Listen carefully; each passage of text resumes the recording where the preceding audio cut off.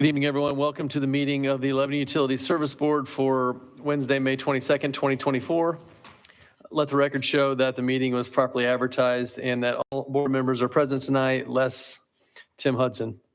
There was a working session prior at 4 p.m.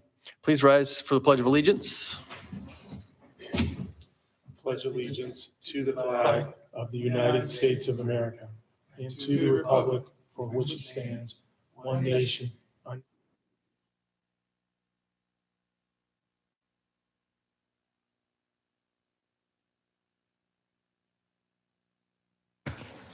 Okay, we like to start meetings with opportunity for public comment. Don't see anyone here with comment tonight from the public, so we will ask again at the end.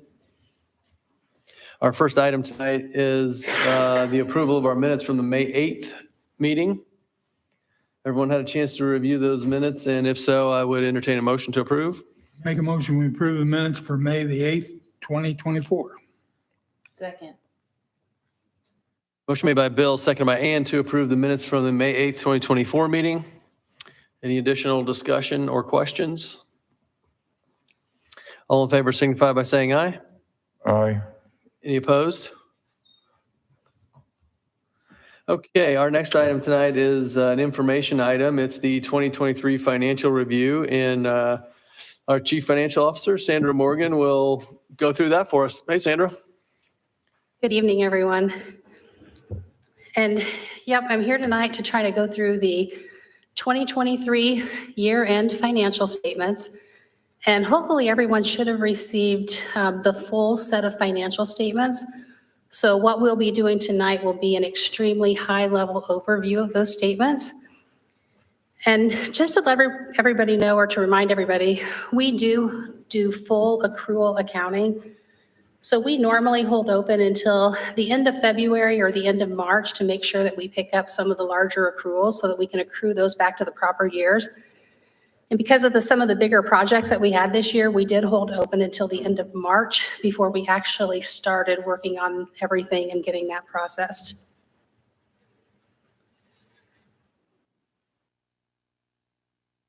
So we'll start with the electric utility. The electric utility had operating revenues of about $27,741,000.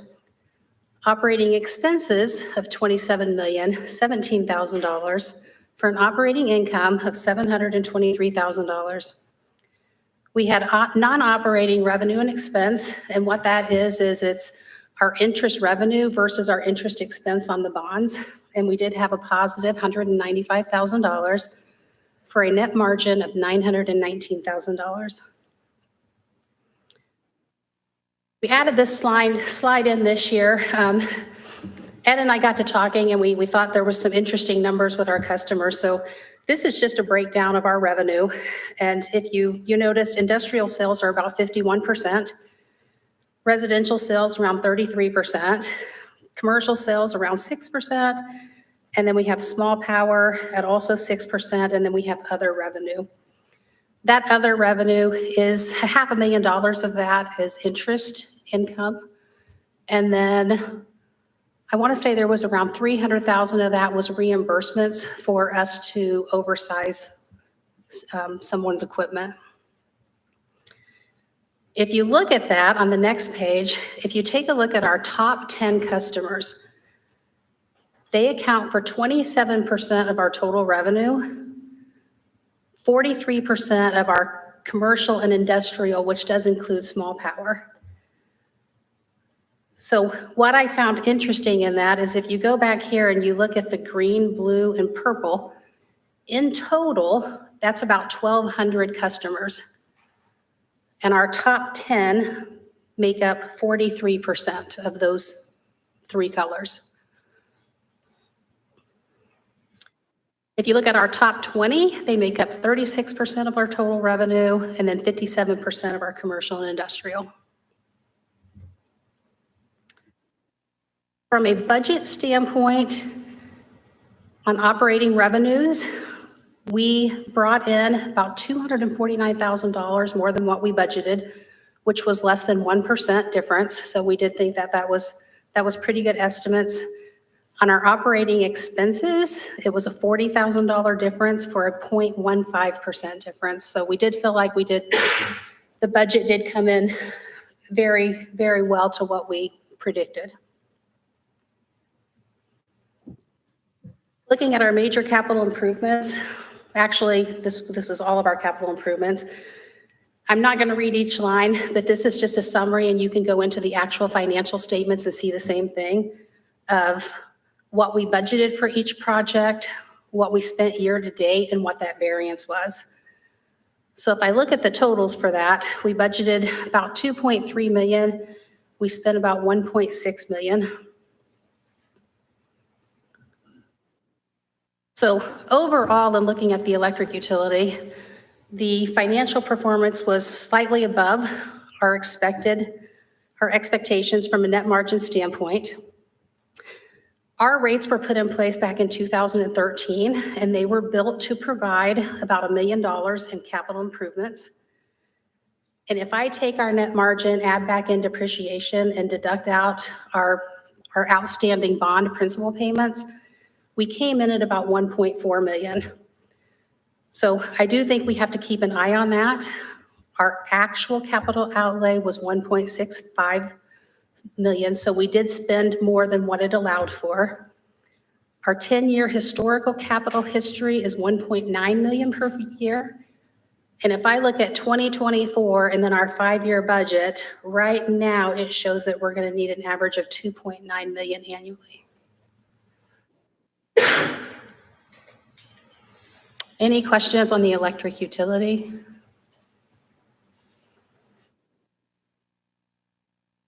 The water utility, we had operating revenues of about 5 million, operating expenses of about 3.9 million for an operating income of 1.6 million. We had non-operating revenue and expense of 494,000. And again, mostly that's our interest income because we only have 2 bonds outstanding on the water utility, and it's our 2 SRF bonds. One of them was just put in place in 21. The other one, the payments started in 2023.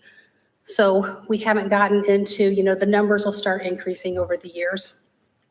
But that left us with a net margin of $2.1 million. There's a slide of how our operating revenues are broke out on water utility, and you can see they're more residential heavy than electric. And it looks pretty similar. Our top 10 customers account for 23% of total revenue, 48% of commercial and industrial, and our top 20 account for 27% of total revenue and 58% of commercial and industrial. From a budget standpoint, again, on our operating revenues, they were $3,899 from actual to budget, so 0.07%. Our operating expenses was $41,750,000 different for 1.06%. So we think that was really good too. We shoot for 10%, but normally we hope we're way lower than that. Listing of our 2023 major capital improvements. So in total, we had budgeted about $1.9 million. We spent just over $1 million for a difference of $842,000. So looking at the water now, or the analysis, again, it was slightly above the budgeted expectations. The water rates were put into place in 2018, and back then they were built to allow for approximately $758,000 in capital. In 2023, they did allow for approximately 2.5 million. A large portion of that is to start covering those bond payments as they come due. Our actual 2023 capital outlay was right at that $1 million that we just showed. So this did allow our cash reserves to increase by about $1.5 million from a net margin standpoint to be used for future capital projects. So our 10-year historical capital outlay is 1.9 million per year.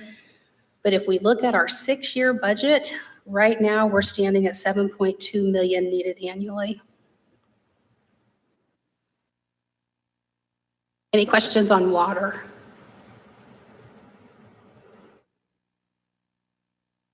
Wastewater analysis, operating revenues, and I'm going to pause there for a second. I will say that this analysis you're looking at is without availability fees. And the reason for that is availability fees are going to skew your numbers so much that you can't really tell how your utility is operating based on your regular rates. So when I'm looking at this, I'm taking the availability fees out of this calculation because I need to know, are the rates covering our operational expenses and our current capital needs? So back to it, I apologize for that. We had operating revenues of 5.8 million, operating expenses of 4.5 million, operating income of 1.3 million, non-operating revenue expense 263,000. We do have 2 outstanding bonds on the wastewater utility also, and I believe one of them will be paid off within the next 2 years. Once that one's paid off, the principal will kick in on the second bond. The way they normally do that, if you have 2 bonds, is your second one, you only pay interest on until the principal's paid off on your first bond, and then the principal moves down to the second bond. So that leaves a net margin of about 1.6 million. So again, if you look at the operating revenue, a little over or right at 50% is residential on the wastewater also. And again, looks about the same. Top 20 customers account for 21% of total revenue and 44% of commercial industrial.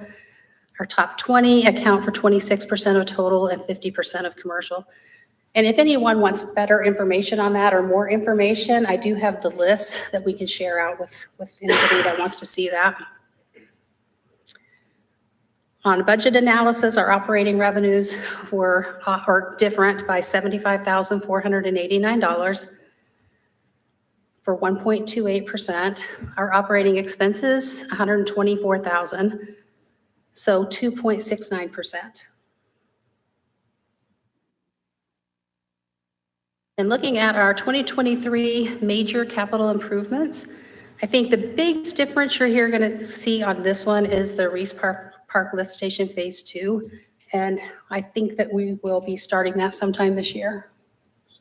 Yeah. So in total, we had budgeted about 6.1 million. We spent 2.2 for a variance of 3.8 million. So in looking at the wastewater utility, again, slightly above expectations. The wastewater, the last rate increase was in 2015, I think effective 2016. And it was designed to provide 938,000 in capital improvements.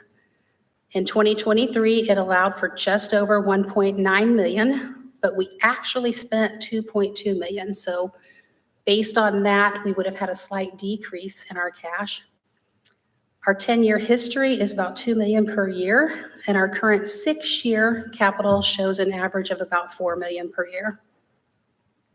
Sandra, may I make a comment here, please? Yes. Would you, the projector, would you bring that last slide up? Thank you. As a board member, my inclination, if you look at that last line, that last bullet point there, it would seem to, in my mind, suggest that we might be time to consider a rate increase. As a board member, I look at both this type of analysis and the availability fees total to help make my decision about whether there's impetus for a rate increase.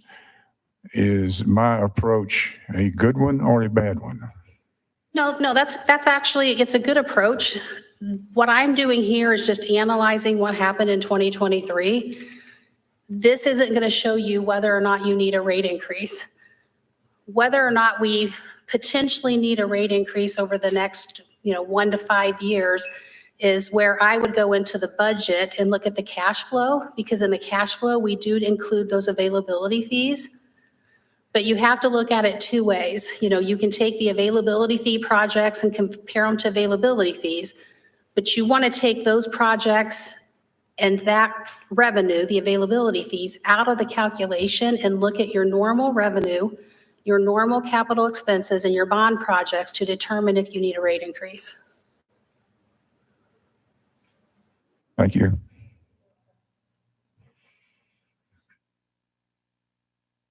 Okay, so for the telecommunications division, we had operating revenue of $954,000, operating expenses of $621,000, operating income of $332,000 for a non-operating revenue of $47,000 for a net margin of $379,000.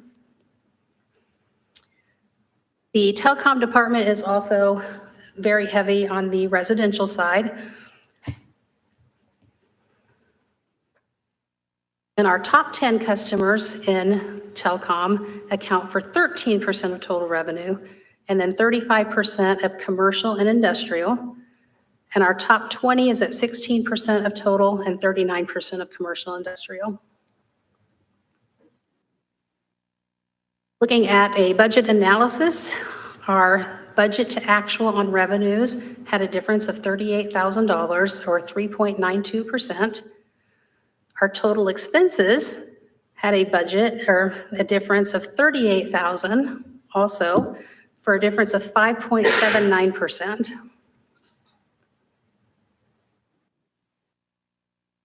In total for capital, we budgeted $101,000 and $19,000 was spent. And overall performance for telecommunications was really on target with the budgeted expectations because the revenues were down 38%, but the expenses are $38,000 and the expenses were also down $38,000. They do continue to generate positive net margins every year. They still contribute about $350,000 to $400,000 now to the other three utilities. And they currently still have no debt. So I do know that Seth is thinking about, right now he's looking at some better equipment that he can utilize. So next year and this year, I think he's going to start spending more on capital just so that he can start competing with the more competition that he has out there. Well, I have. Any other questions? I'd like to make an observation. As the board member, I'm pleased that all our departments in our financial operation accurately predicted revenues and stayed within budget. The devil's advocate side might be someone says that of all the 2023 capital projects that we had budgeted, that we did not spend near the budgeted amount on those capital projects.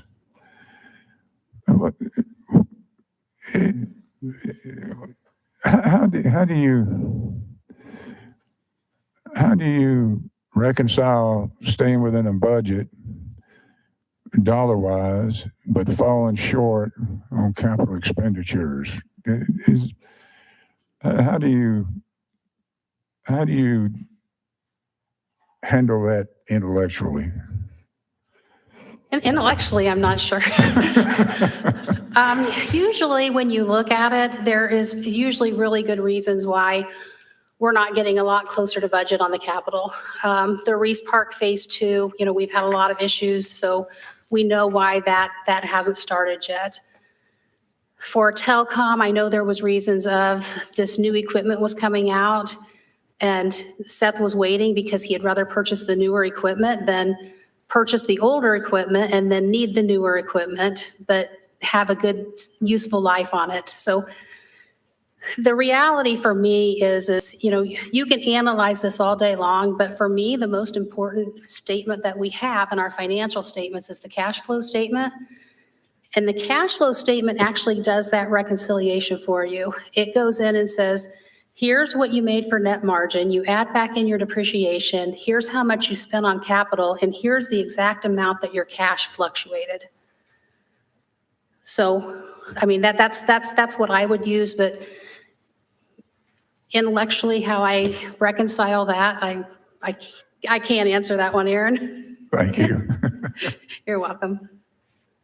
Any other questions? Yeah, can I add something? I just want to say that what you're seeing is the tip of an iceberg here. This 30-page analysis that seems long is really very short, very precise, and very strategic, because Sandra and her team, if you look at that pile of claims over there, there's a pile usually bigger than that. It's a little bit small. Every 2 weeks for a year, that would be a picture of that pile going up to the ceiling. And that's all of the claims that they look at, go through, categorize, and figure out. So I think she's done a really good job on this. We're constantly challenging ourselves to give you a better report, to be more strategic, so that we can give you the information you need to make decisions. We would actually need a whole rate study in order to determine what the rates are going to be and figure in availability fees. This is just how we did sort of at the end of the year. And I guess I could comment on, as far as execution of the capital budget, when we did the strategic plan, we identified that ourselves as we wanted to execute the capital budget more exactly. It was really kind of an industry, with the utility industry, with the long-term nature of our projects, is sort of a rotating budget where you might be finishing a project that you planned to finish 2 years ago this year, and then only done part of one this year, because there's so many factors that are outside your control, with right-of-way acquisition, easements, different thing, different users coming at different times. So a good benchmark for that is, believe it or not, if you look at any other utility, if they accomplish about 60% of their capital budget, that's actually a good number. So it makes it very difficult to manage, and you need somebody who's a certified public accountant like Sandra with years of experience to manage it and keep us on track. So one thing Sandra did this year was the analysis on the top 10 customers. Sandra, can you pull up the one for electric? Can you back up and pull up because one thing I want to point out is that I can't remember the exact number, but the top 10 customers provide a very large 20% of our total revenue. But one thing you should know is that we don't really allocate our expenses per customer. If you look at our expenses, most of our expenses have to do with things like customer service, turn-offs and turn-ons, and problems with individual poles serving individual houses. So that 20% of the revenue is for generally 10 customers, 10 connection points, maybe slightly more.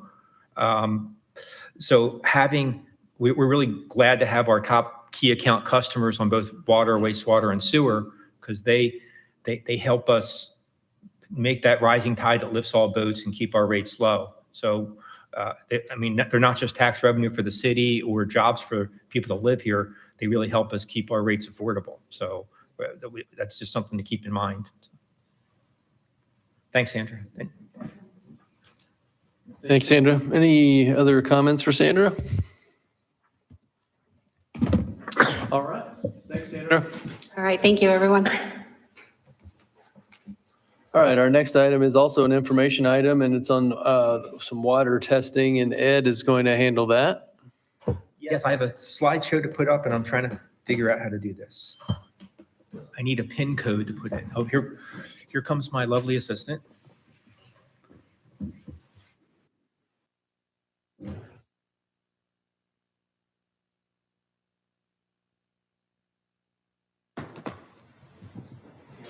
Before I get my slides, the item that I'm trying to work on here is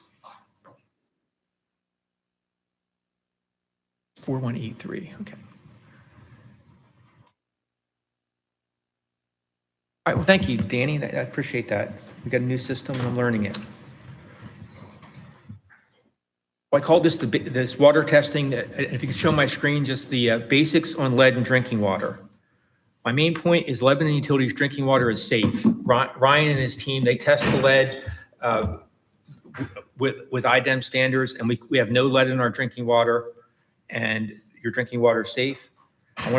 There's been a lot of talk about lead with different projects we have going on. I want to point out how lead poisoning occurs. I have part of a PSA or public service announcement in my slideshow from U.S. Department of Urban Development talking about how lead poisoning happens. A lot of the legislation that's coming down on the new lead service line program that's coming out nationally has to do with the wake of Flint, Michigan. So I want to give a brief overview of what happened in Flint. But when I'm done talking, I'll probably let Ryan add, because I know he knows a little bit more. He has a little bit more detailed knowledge of that than I do, I think. And then I just have a preview of the lead program, which we're going to talk about at a future meeting. So a background info on lead poisoning. Lead poisoning can cause mental health issues, problems for young people especially. But the main cause of lead poisoning was discovered in the late 60s, early 70s from eating paint chips. And because the paint chips, they peel, they're a little bit sweet. Kids want to eat them and they can cause damage. So the paint chips is probably the main way. And their flyer talks about making sure that people, especially young people, don't eat paint chips or play in lead contaminated soil. Or also they discovered that some of the toys were being painted with lead paint and they would suck on the toys. So that's the main causes of lead poisoning. Our lead and copper sampling, I won't go through this in a lot of detail, but what I did is this is off of the sheet of paper we give to the person who samples for lead and copper in their house. We don't have every customer sample, just the ones that have lead services, and a certain number based on number of customers. So if they have a water softener or anything that would take the lead out, if there's lead in their water, we can't use them for sampling. The middle three, where it talks about collecting the sample in the morning or the afternoon, that what you're really after is 6 to 8 hours where the water hasn't run, because lead is a corrosion product in the water, and they want the water to sit and have it concentrate. Everything on this list is trying to give you the worst case scenario for lead in your water. They want to make sure if there's any lead getting into your water that we can sample for it. An excerpt from our results with IDEM. We have the allowable limit is 15 parts per billion. From scientific papers I studied doing this, that the level in a person's blood they think would be harmful is 100 parts per billion. So they have a little bit of margin there between 100 and 15. And we have, our result is less than 1. And the MCLG is 0. Now, less than 1 means less than detectable. They can't detect any lead in our water. And MCLG, I'm familiar with MCLs and had to look up what MCLG is. And MCL is minimum contaminant level, which means that's the level if you violate it, you're violating the law. But an MCLG is a minimum contaminant level goal. So it means you should take it's your goal to be 0, but you can be more than that. 100 parts per billion is harmful according to the Center for Disease Control. What happened to Flint, Michigan? Flint, Michigan basically switched water sources, and the water source they had corrosion inhibitors in the water, phosphate inhibitors, and had a different pH. They took out the corrosion control inhibitor and used a different water source. And that ended up leading them to have greater than 15 parts per billion of lead in their water. They got up to almost 30 parts per billion. And that ended up being a big problem. It got national news attention, and there's some additional problems as well. But I just want to point out that we don't have any lead in our water, and when people talk about Flint, Michigan, like it's been in the news lately, it has nothing to do with Lebanon Utilities. Here's the same story, but probably told better with pictures, a picture being worth 1,000 words. On the left, you have Flint River water, where they immobilized leaded scale from lead pipes that got into the water and raised the lead levels in the water. Lebanon Utilities, we have a protective scale for them with a phosphate-based corrosion inhibitor, and we flush twice a year to get rid of any loose sediment that may form. put this slide out, not to make you read every detail of it, but more or less what happened in Flint, Michigan led to criminal charges, and their water crisis is something that was a management issue. It's not for me to comment on the management of another utility, but I will say that legislators did. And there was also other issues too, because they had an issue where people got sick, not from lead, but from Legionnaire's disease. So in summary, Lebanon Utilities drinking water is safe. There are less than detectable levels of lead for worst case conditions in our water. The main cause of lead poisoning is not drinking water. Michigan management was the subject of criminal investigation. Again, I'm not commenting on that, I'm just reporting the news. And the new government mandate that we're going to talk about in the coming weeks to remove all lead pipes is not based on any water data from Lebanon Utilities. So that, before I ask questions, let me ask Brian, do you have anything to add or anything you want to add? You know, did I say anything wrong? You're the expert. No, you did not say anything wrong, other than me being an expert, maybe. No, yeah, the biggest thing is that to take away from that slideshow is what Ed pointed out, as far as this isn't a mandate for Lebanon Utilities because of our results or our data. This is a federal mandate coming from the EPA, being adopted by Indiana Department of Environmental Management, which is our governing body in the water. And then also the criminal charges.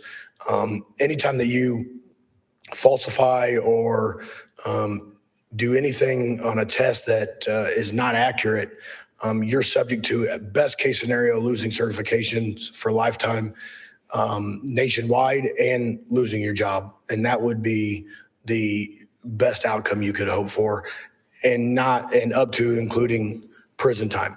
So that's something we take very serious. Anytime we sign paperwork or anytime we put data in an item sheet or for our own records, it is accurate based on our equipment and based on our expertise in the field. Let's see, Ryan, we flush twice a year through fire hydrants, right? Correct. Are we actually flushing lead out of our system?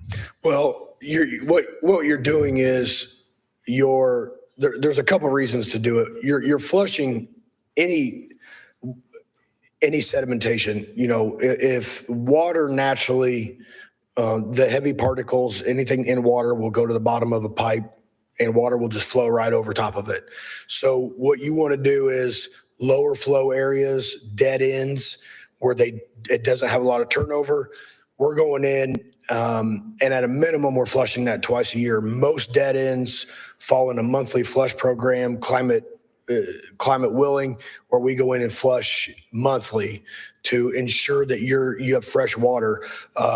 With disinfection, chlorine and chloramines, that water has a shelf life. So you don't want it just sitting there, that chlorine dissipating like you would think of a swimming pool. If you don't put chlorine in the pool, except for the first time of year, it's going to turn green. It's going to be nasty. You can't use it. So not on that large of a scale, but water similar. It's got to be fresh. It's got to be turned over. And the disinfection has to stay at a constant rate. So that's what part of the goals are with flushing, and any contaminants that might be in there, we can get rid of. Discoloration. Do we anticipate any of the contaminants being lead? The reason I ask is that, you know, we've got a well field, you know, Sugar Creek plant has, you know, 5 wells, and there's not any lead coming from those wells, is there? No. Let me jump in there. From the slide that I had before, what you're looking at is some of our pipes are made of lead. And if those lead pipes corrode, one of the corrosion products will be a lead scale. And with corrosion inhibitor we feed, it's going to be a lead phosphate, which means it should be stuck on the pipe. But if any of it gets loose, the flushing will take care of it. Any sediment that might be in the pipe from construction debris that might have got in, anything from a main break, and any corroded piece of pipe that has something that's just loose on there, like you might see in your house where there's, like if something's corroded and you're doing some work on something and you see it's sort of like a little bubble or it's loose, flushing will get that out. Yeah, raw water is not a concern or. Do we have lead pipes in our system? We have some, there in the older parts of town, there are some. When I say in our system, I mean in our distribution system before it gets to the house. Yes, We do have some Yes. remaining? yes. But we add phosphate, which is a lead base, not a lead base, but is a corrosion control for anything that's lead or lead based. And it basically, lead is not harmful till it's disrupted.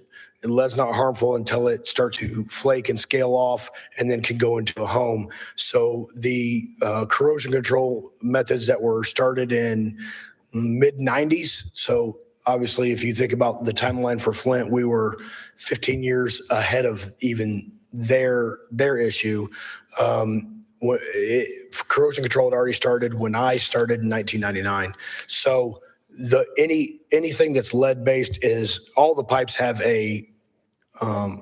basically a coating on the inside that would eliminate any leaching. And when we do our lead and copper samples, we haven't this year, but every other year, we get 30 samples and approved sites from IDEM in 30 different areas, and they have to meet, I mean, you could see the list of criteria that they have to meet. You can't even have your ice maker operating because that's a flow of water. So you have to meet all this criteria. Once they meet that criteria, then we will test their water per IDEM standards, and then an overall average. Our overall average is well below any detectable. Our overall average is below any action levels that are needed from IDEM, and we've so far had great results in all that testing. Are galvanized pipes considered lead pipes? They're not considered lead, but they could contain a lead solder. But this would also, the phosphate adheres to PVC, galvanized, lead, concrete, whatever we have. Okay. Thank you. Thanks, Ryan. That's all I had on that item. Okay, thanks, Ed. Thanks, Ryan. All right. Item tonight is an action item, and this is the HVAC fourth and final phase. And our facilities director, Rick Hale, is here to cover that for us. Hey, Rick. Hey, how you guys doing? Good afternoon to you all. Yeah, this is the last of about a 4-year project on upgrading HVAC controls for this building. Again, the building's going on actually a little over 20 years old now, and this is the last part of it that we'll be doing. This money was appropriated. It is in the budget to do that with for the 24 budget. And the city is aware of it and have agreed to go ahead and go through with this final phase. That's what I'm here for, to ask for approval on this. We are responsible for 57% of the cost. The city is responsible for 43%. So our cost is $14,175.90. The city will be paying $10,694.10 of that cost.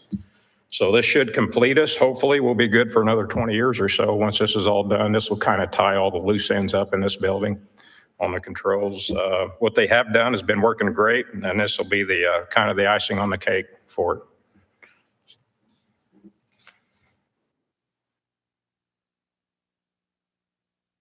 Any questions about any of it? Yes, Rick. I noticed that part of the automated logic program is to provide on-site customer training. Who is going to receive that customer training? Who's going to, I'm sorry, who's? Who will be trained by automated logic? It says customer training. Yes. That will be you? Will I be? Will you be the one receiving the training? No, I don't receive any training from them. I've got training. When they come in, they show me what I need to upgrade on. They show me how to do that. I've not been to any of their training sessions. I believe they hold them in Atlanta, Georgia. Here's the deal on that, and it's like other places. They said unless you do this on a daily basis like they do, you'll never learn it all. I know enough about it to get ourselves out of a jam. I know the right people to call to do that. He said it's just not real often that they get anybody that wants to get into their neck on this stuff because it's so complicated. The reason I ask this question is if you choose not to do this forever, I was wondering if we have someone that we're training to step into your place yet. No, not yet. We haven't. Okay. Thank you. Yeah, I've talked to Ed about this. You'll have plenty of notice when I do decide to pull the trigger on it. I like to maybe stay around another year, 2 years at that. I figure if we can get somebody in here 3-4 months ahead of time, that probably would be the worst of it, and the ins and outs of the mechanicals on the building, showing them what to do. Again, the right people to call to get stuff fixed. And the people I've got on board now for everything has worked out well.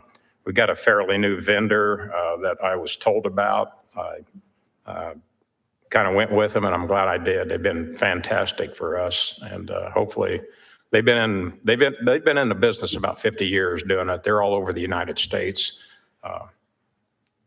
It's called the Perfection Company, and they're out of actually just north of Zion or south of Zionsville on Zionsville Road. But they've been really good for me. But when I get ready to go, like I said, I'll let Ed know, and we'll get somebody in 3 or 4 months ahead of time and work with them.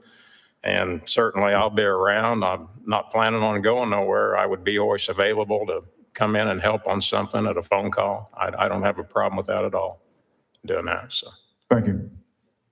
Just want to add on to that and assure you we've had those discussions, and we have a meeting either on the calendar or being put on the calendar with a succession plan for Rick.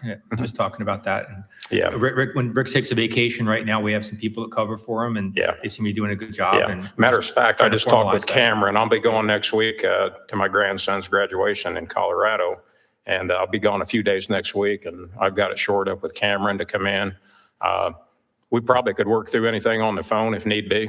And if not, I got a list of people to call. So I just need a contact person for me back here is what I need at this point. But when the time comes, we'll get somebody in here and get them knowing all the ins and outs of it. Like I said, I'm a phone call away. I don't stray too far from Lebanon. So I'll be more than happy to help out any way I can. Thank you, Rick. All right, thanks, Rick. Any other questions on the HVAC Phase 4 for Rick? If not, I'd entertain a motion. I move to approve the automated logic in the amount not to exceed $24,870 to complete phase 4 of replacing the final 25% of the control panels in the municipal building, with this approval being subject to the city of Lebanon reimbursing Lebanon utilities for 43%. Second. Motion made by Ann, seconded by Bill to approve the agreement with Automated Logic in the amount not to exceed $24,870 for completion of Phase 4. This is the final phase of the HVAC control panel upgrade in the municipal building. And utilities will be reimbursed for 43%, which is $10,694.10. Any additional discussion? All in favor signify by saying aye. Aye. Aye. Any opposed? All right, thank you, Rick. Appreciate it. Thank you all. Appreciate it. Okay, next item is the Lebanon Elm Street transmission pole anchor relocation. And I'll handle that and let Jeff Greeno help me when I stumble. sounds good. If I could share my screen again, I've got a slide to show. We did the working session where we talked in a lot of detail about this project, but I've given an abbreviated version of it for here. If you can see my cursor, you can see on Grant Street, on the right side of Grant Street, there's the distribution poles. They're expanding the road, and it would be very expensive to move those distribution poles. So they did a realignment, and they're moving the road a little bit to the left. But what ends up happening is our transmission pole, there's some guy wires that are in the way of of the turn radius for the road and where the handicap accessible lane is. So what this project does is it makes sure that we move those guy wires so they can do the project. And with the transmission pole, it requires a higher level of safety and bigger trucks that we have to contract out. And you can see in this picture where the red is the old anchors, the green is the new anchors. Seems like just a little bit of work, but it's really a lot in the sense that you need to make sure that it's engineered properly. And transmission poles have a lot more stresses on them, and they're a lot taller. So with that, is there any additional questions? I'd like to ask the board for a motion. Questions for Ed? All right. If not, I'd entertain a motion to approve.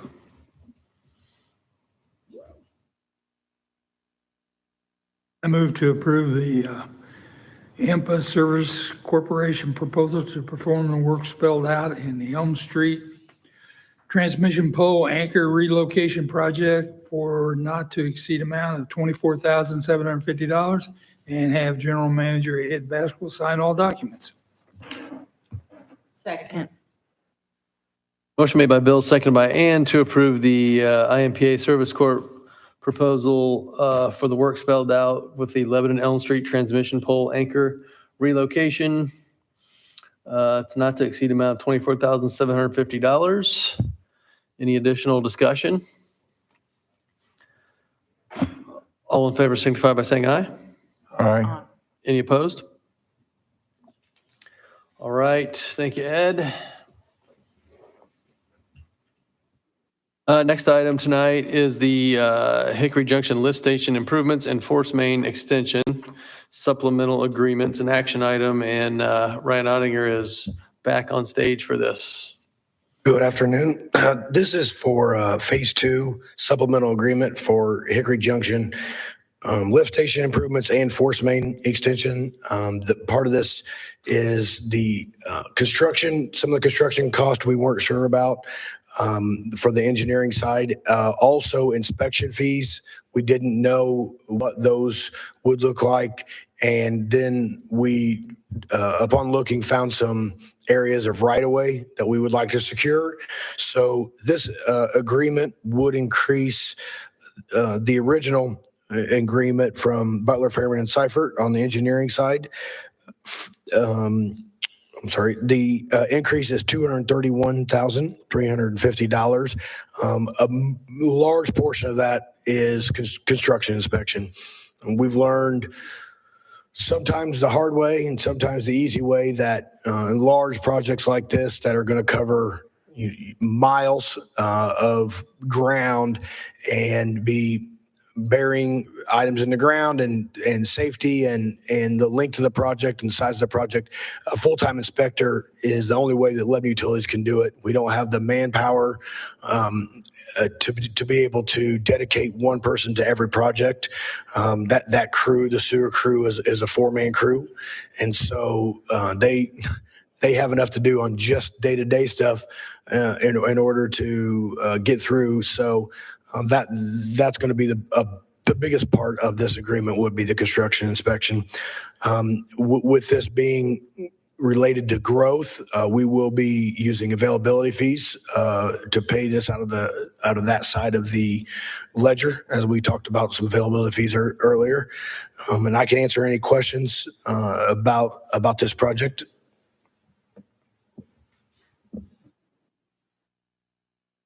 Questions for Ryan, comments? And we covered this working session in some detail. Yep, that's correct. Anything else before we entertain a motion? I will entertain a motion. I move to approve supplemental agreement number 1 for Hickory Junction Lift Station Improvements and Force Main Extension Phase 2 from BF&S for a not to exceed amount of $231,350, bringing the total not to exceed to $529,650. Second. Motion made by Aaron, seconded by Bill to approve the supplemental agreement number 1 for the Hickory Junction Lift Station improvements and Force Main Extension Phase 2 from BF&S for a not to exceed amount of $231,350. The new total not to exceed is now $529,650. Any questions or discussion? All in favor signify by saying aye. Aye. Any opposed? All right. Staying put for another minute here on the wastewater treatment plant pumping system upgrades and bypass. Yep, one more and we can start heading for the doors here. This is for the approval for engineering on the wastewater treatment plant, influent pumps and bypass pumping design. Before I go too far, Ann in the working session brought up a great point. The bypass design will maintain flow, but also will maintain that any incoming water stays within the wastewater treatment plant facility and is just rerouted basically around in a loop and starts back over. So bypass at times in the industry has meant literally bypassing into a creek or to a body of water, which is not something that we're even equipped to do or set up to do. So when I say bypass, it's just simply having the ability to put a temporary pump online in order to repair, replace, service one of the pumps that's currently in operation. So wanted to make sure that I explained that, and I appreciate her giving me the heads up on that.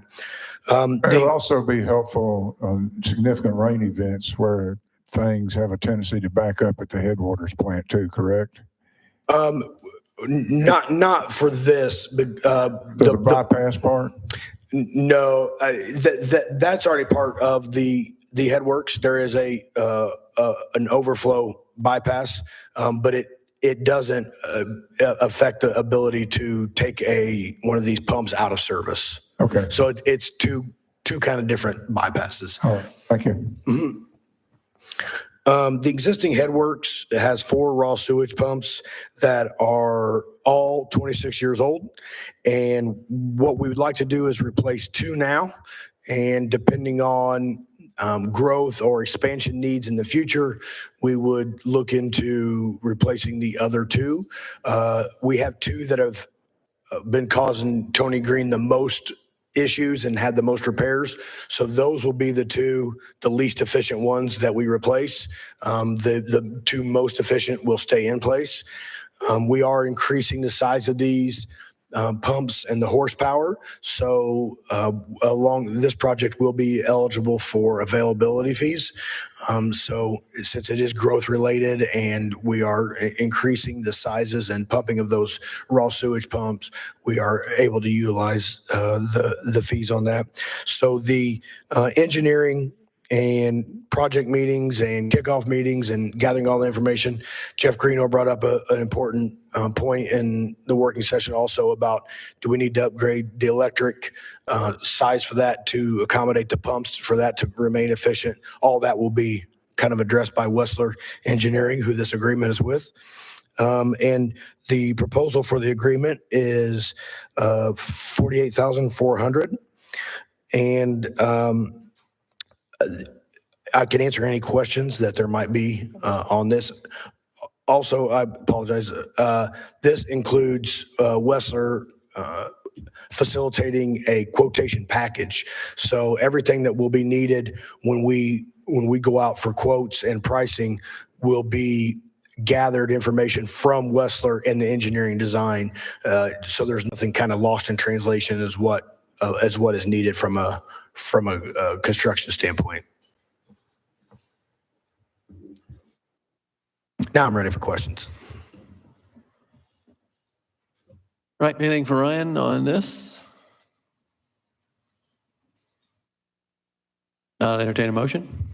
I move to approve the wastewater treatment plant influent and bypass pumping design from Wessel Engineering for a not to exceed amount of $48,400.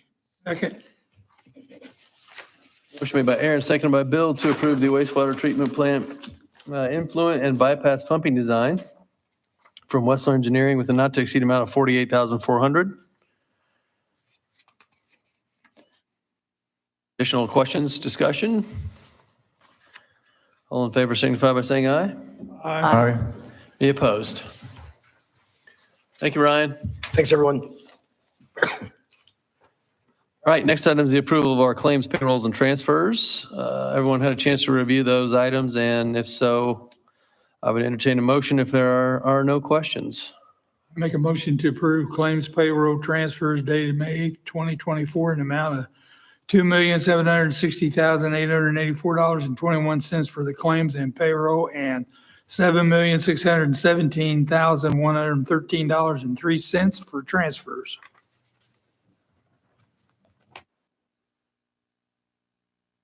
Second? Motion made by Bill, seconded by Aaron to approve the claims, payrolls, and transfers dated May 8th, 2024. Any additional discussion? I just have a question on that. Is that a correct date, Danny? May 8th, or should it be May 22nd? Yeah, because it's Apologize, yes, this would be May 22nd. That's the current date. Yeah, so these will be the claims, payrolls, transfers for May 22nd, 2024. I stand corrected on the motion. And the second to the motion? All right, we have a motion and a second. All in favor? Aye. Aye. Any opposed? All right, we are to other business. Anyone from the board have any other business tonight? Ed, anything you'd like? Just one thing, I just want to kind of shout out to Jeff Greeno because I think he's been doing a good job getting Phil Lepresto, our contract one day a week engineer, integrated. And I think we're using them a little bit more than that, getting them acclimated. But I think they made a good team with Jeff Greeno's extensive field experience, and Phil Lepresto is, an engineering manager at IMPA, and we've really kept him very well loaded up. And there'll probably be some things coming to the board later about some technology implementation stuff we're doing as far as working on transmission with the drone inspections, as a board member mentioned in our working session. So tried to give Jeff a break on presenting an electric item today. So thanks, Jeff. And also want to shout out the wastewater crews, because with all the rain we had between board meetings, they were just working double duty, trying to fight off that rain that gets into our system. We had a couple of sanitary sewer overflows, and they made sure that got taken care of and reported right away. So I want to thank those guys too. And that's all I have for now. Thanks. All right, thanks, Ed. Any other business? We'll offer public comment again. I don't see anyone here from the public. Ed, you have anything from the public in your office? We had a customer service question about our IURC opt-out letter, and Sandra handled it well. It sounds like everyone understands what we're doing and is supportive as far as we know. All right, well, if there's nothing else, looks like our next meeting is supposed to be the 8th of June, I believe, but we won't be meeting on the 8th of June. It'll either be the 12th or the 19th. Sorry, it was the 5th of June, but it'll be the 12th or the 19th, and we haven't determined which yet. So that will be posted when we know. So anyone have anything else before we adjourn? I would entertain a motion. Make a motion, we adjourn. Second. Motion made by Bill, seconded by Ann to adjourn. All in favor? Aye. Aye. Any opposed? All right, thank you, everyone. We stand adjourned.